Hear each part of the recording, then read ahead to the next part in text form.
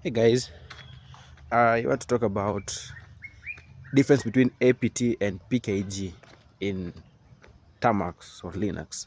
So there was this discussion in the group about whether to use PKG or APT, and so it's important to know what they are, what is APT, what's PKG, then you know when to use which one. So basically, APT or PKG are package managers and they vary depending on the Linux distro you're using.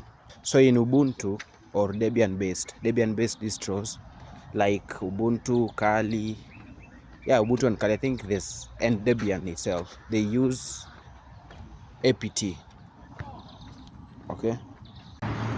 But in some distros like Fedora, they use DNF or RPM, right? I like to use DNF. Then we see in Mac they use Brew, I think. Then there's some distro that use Yam. I think Mac also uses Yam.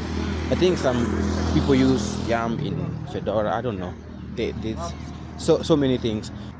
But the point is they're used differently based on the distro you're using. So the same applies to termux. So also in termux you can use either APT or PKG.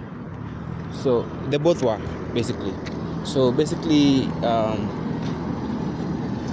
PKG is kind of a wrapper on APT.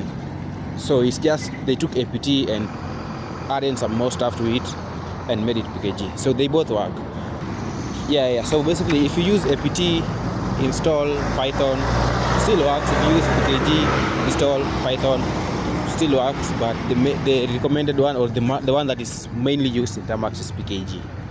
Yeah. So it's just like a wrapper on top of APT that works for termux.